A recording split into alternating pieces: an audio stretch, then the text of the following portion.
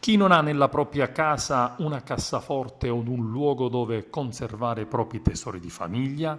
Chiunque tiene a casa un piccolo tesoro senza rendersi conto di quello che ha. Sono oggetti tenuti nei cassetti o altrove, nascosti, spesso dimenticati ed utilizzati una volta l'anno.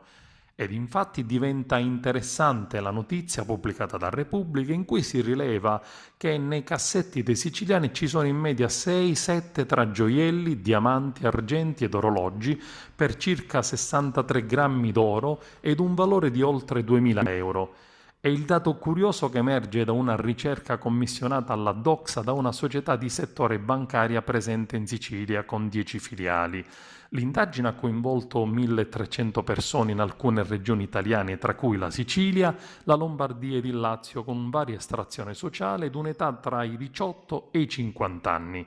Esce fuori una Sicilia in difficoltà economica per la crisi, ma capace di rialzarsi e di reagire. Ed infatti molti di questi debiti servono per affrontare spese impreviste, per pagare rette scolastiche o universitarie, per i figli, per ristrutturare o pagare i lavori della propria casa, per iniziare una nuova attività di lavoro per i propri figli.